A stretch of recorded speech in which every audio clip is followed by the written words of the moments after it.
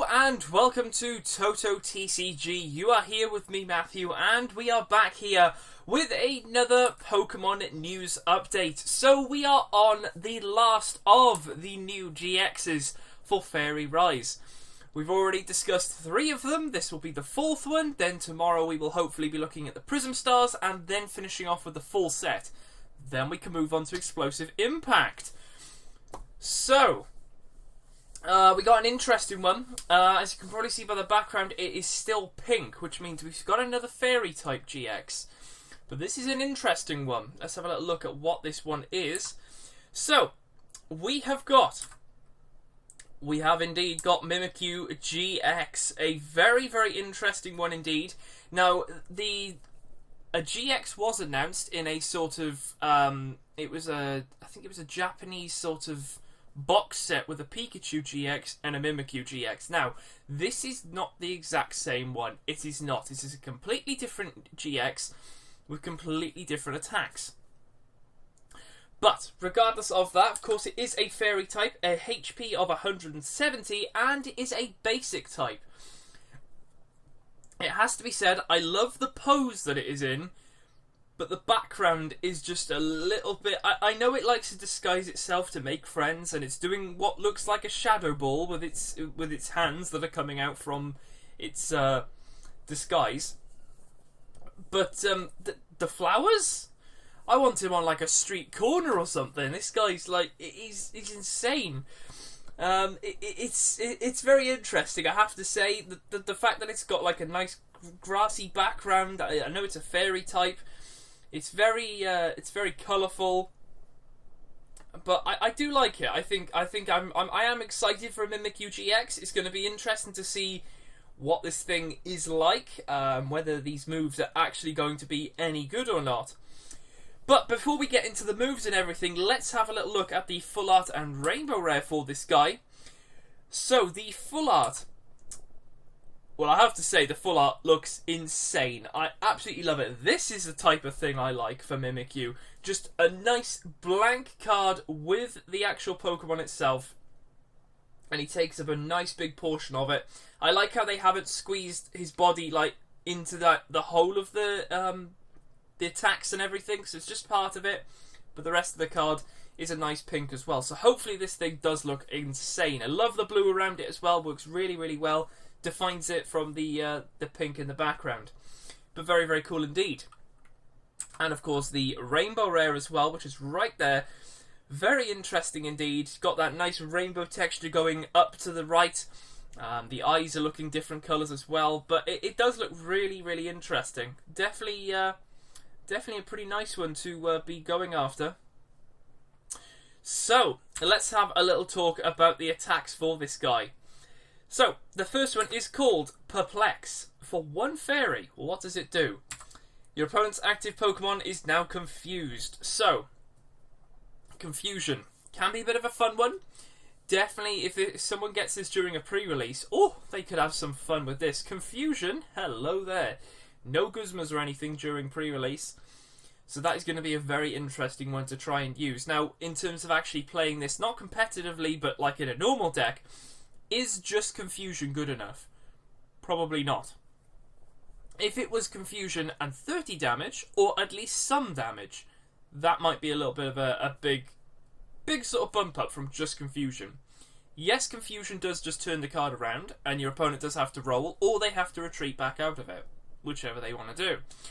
Which, to be honest, in a competitive thing, is pretty easy to do with like Guzma's, energies. Everything like that can be used, and Tate and Lisa as well can switch out, so that's another thing that you can use to get that out and stop the confusion. Yes, it is a nice delay thing, but there is no damage being done, which is just a bit of a concern for me. Yes, it is just 1 energy, yes it is a basic, but a little bit of damage would be just a little bit nice. Just a little bit. Moving on to the next attack, we have got Cascading Barrage for 1 fairy and 1 colourless. I like how the attacks are very low cost, but what does this do?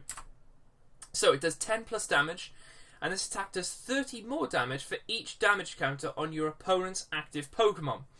So, with this thing in particular, to do this, you would have to put the 10 damage on it, and that's it, because there wouldn't be any damage on it already, unless you've done something to put some damage on there. But for each damage counter, it then does 30 more. So, this might be pretty cool. I'm only thinking of a lot of people playing GXs, but with Shrine of Punishment, you get that going turn 1, the GXs start flying, for example with the Lele and everything, all of the numbers start to add up. Now you think 30 damage can be pretty interesting. You know, just 5 damage counters can be 150 damage, and then the 10, so 160. Choice band 190. You're knocking a Buzzwole out there for just 5 damage counters. So you need a way of trying to get some spread damage going. So I would definitely probably say Tapu Koko, easy. Bring that up, double colourless, happy days. You just keep spreading damage. Maybe 1 or 2 turns of that, at least that's 40 damage on them. Bearing in mind you've already just put 40 damage on it, and 40 times 30 would be 120, plus that 130, 130 on the 40, that's 170. If it was, for example, a Lele, that's knocked out. So it does add up rather nicely. But the fact that it doesn't have anything to sort of put the damage counters on it quicker, like for example, if the Perplex had 30, you'd have a reason then to carry on with Cascading Barrage, because it would have 30 on it. That would be 90, and that would be 100 damage overall, with a choice band 130. That's not bad. But unfortunately, Perplex doesn't do any damage, which is a bit annoying, so you will have to rely on stuff like Shrine of Punishment, which will definitely help this thing, especially if you're going against GXs. If you're not, there's really no point in doing that, and I definitely would think Tapu Koko would be your best thing, if you are trying to make a deck out of this thing. But, no, I have to say, I do like it. I just think you really need to focus on spreading the damage, and then you should be okay with this guy. And it is a basic as well, so, I mean, that's pretty cool. And a low attack cost, I'll definitely take. So, the GX is called Dream Fear GX for just 1 fairy. Well, what does it do? Shuffle 1 of your opponent's bench Pokemon and all cards attached to it into their deck.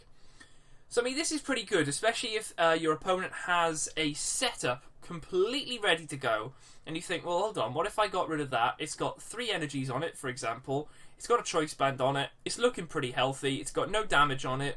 I want it gone. I just want it gone. For example, it could be a Zoroark that you want to get rid of, which, to be honest, would stop them from getting trade. Yes, they might be able to get it back next turn, although they'd have to probably start with Zorua. But it is a nice way to sort of get rid of a Pokemon that might be annoying you. Plus, you get rid of one of their bench. Maybe they've only got 1 bench left. They don't find one next turn. You could possibly, and this is like really, really rare, but you could possibly get a KO then on the next turn with nothing on their bench. It can happen. It has happened. It might happen. But, yeah, it's pretty cool. What confuses me, and obviously I did talk about the artwork, but the Mimikyu itself looks as if it is doing a Shadow Ball attack. But yet we're not getting Shadow Ball. Now, I would guess that Shadow Ball would be a Psychic type, and this is a Fairy. So I understand why, but the move that it's doing is a little bit just like, why is it doing Shadow Ball when the card doesn't do Shadow Ball? That's the one thing. But apart from that, I think it's pretty good. I just think it needs a bit of support to be actually any good. It can be good. Don't get me wrong.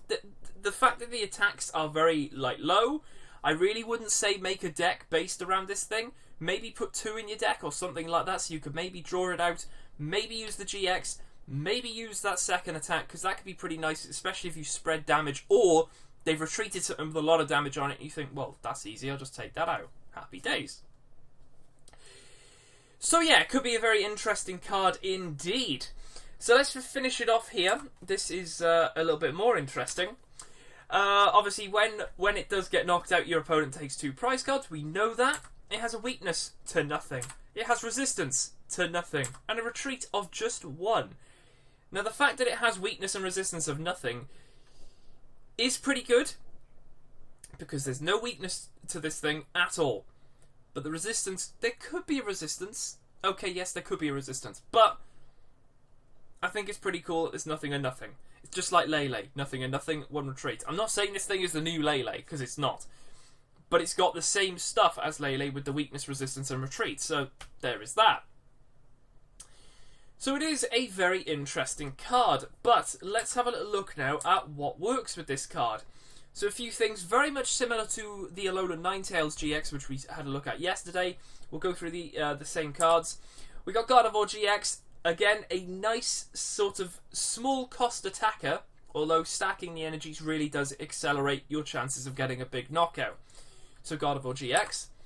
We got the Rabombi here from Burning Shadows with that ability. Once during your turn, you may search your deck for 2 basic energy cards, reveal them and put them into your hand. We talked about that with the Ninetales card. Could be pretty cool if you've already got a energy on, for example, a Mimikyu, and you need more energies. Happy days, you got Rabombi on the bench. Yes, it is a bit weak, but it's only a 1 prize thing, so that's pretty nice. So that could be a nice little thing. We've also got Xerneas GX. It's a fairy type. Whether you play it or not, I really don't know. Not a lot of people do. There we go. We've got the Rabombi from Sun and Moon with the ability, once during your turn, you may heal 20 damage from one of your Pokemon. That can be pretty cool. It's a basic with 170. It's not the highest basic, but it's a decent one. We got Diantha as well. This could be a pretty nice one as well. If it does get knocked out, or any fairy Pokemon, for example, gets knocked out, you can then put 2 cards from your discard pile into your hand. That could be a DCE, could be energy, could be a Pokemon, could be anything. But very nice. We've also got Shiinotic from Ultra Prism with the Illuminate ability. Once during your turn, you may search your deck for a fairy Pokemon, reveal it and put it into your hand, then shuffle your deck. Of course, you can just get Mimikyu out if you wanted to, so that's pretty nice to have on the bench. A quick like, oh, I need Mimikyu, bang, he's on the bench. Start powering him up. Good to go. And lastly, we've got Comfey here with the ability Flower Shield. Each of your Pokemon that has any fairy energies attached to it cannot be affected by special conditions, etc. Even though Mimikyu gives out a special condition, it won't get affected if this is on the bench. So out of all of those ability ones on the bottom, I would definitely say Shiinotic's going to be pretty cool to try and just have on the bench and be like, well, okay, I need a fairy Pokemon, Illuminate. You could even get several of them, maybe just 2. But definitely running a 2-2 line of Rabombis or Shiinotics is going to work. Never 1-1. I would say never 1-1 anyway, because what happens if one part of it is prized? You're open to anything to happen. So, yeah, I think Shiinotic is probably the best one here just to get that draw straight out of the Mimikyu. So that's going to be pretty cool. So let's finish it off with the Guess the GX, the answer from yesterday's video. So I gave you that picture right there. Probably an easy one. You guys probably found out what that one was pretty easy. It was Marshadow GX from Burning Shadows. Very nice. So then let's have a little look at the Guess the GX for this episode. We have that picture there, and that picture right there. Definitely think outside the box with this one. It is a GX, but it's a very early GX. There it is right there. So let me know your thoughts on what this GX is, as well as your thoughts on Mimikyu GX. I think it could be good. I think it like I said, I think it's not a deck that you can just structure around Mimikyu. I think you can use it as a sort of tech, especially with the different attacks. Maybe not the Perplex, but the GX itself could be useful. And its second attack, if you can just power it up with 2 energies, happy days. Especially if you've been dealing damage across the board, you could have a bit of a spread deck going on. It could work very nicely, especially with some Guzmas going on. You're looking pretty cool. So yeah, there we go. We will leave it here for the 4th and final GX for Fairy Rise. Tomorrow we'll be having a look at the 2 Prism Stars which have come out, and then we'll have a look at the complete set. We've had a look at a majority of the things because we did a Fairy Rise sort of reveal video. So a few things we don't have to go into detail about, but we still will go through everything. So apart from that, I'll leave it here for this video. If you're new to the channel, make sure to hit that subscribe button below. And yeah, apart from that, I will see you guys in the next video on the channel.